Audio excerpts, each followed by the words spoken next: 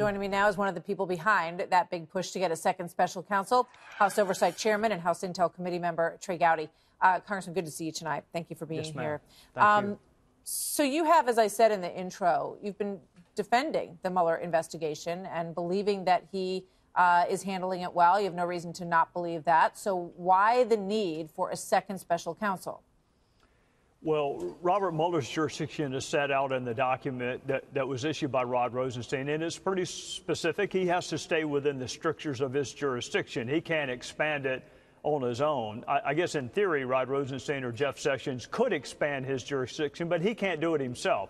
I think the better course is to have second special counsel.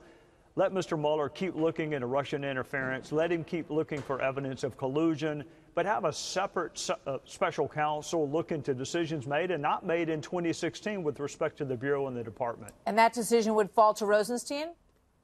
You know what? I'm not sure Jeff Sessions couldn't do it, Martha, for this reason. My qualms aren't necessarily the fact that it was a Russia investigation or a FISA application on Carter Page. It could be a bank robbery. It could be a human trafficking ring. I want to look at the process and the procedures and whether or not the Bureau handled things the right way, regardless of what kind of case it is.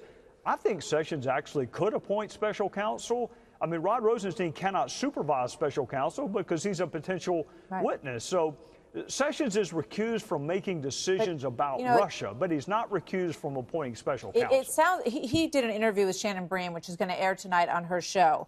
And he basically said that, well, let's play it, and you can hear what he said when asked about this.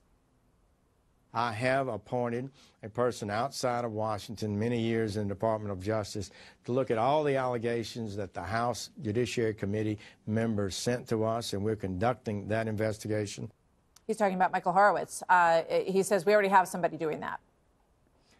Yeah, I think the world of Michael Horowitz. I actually did not sign the letter that Attorney General Sessions is referencing, although most judiciary members did. Michael Horowitz is fantastic. He is great for looking at matters within the department, but he has no jurisdiction over witnesses who have left. You just mentioned Jim Comey and Andy McCabe. They're both gone. Jim Rybicki is gone.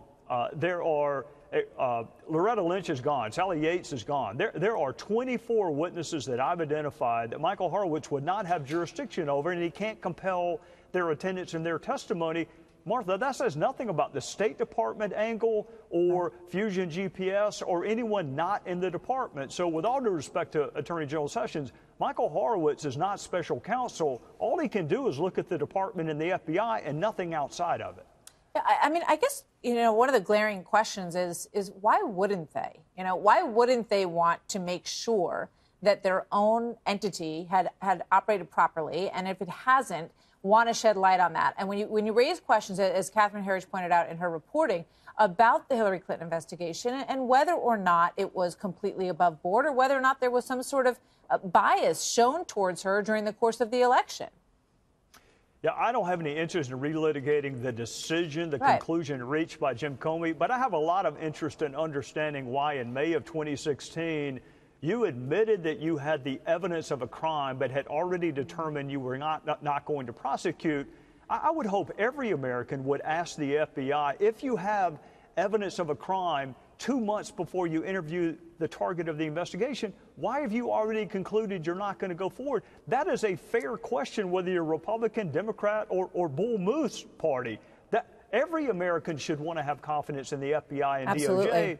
And if they're prejudging outcomes, you shouldn't.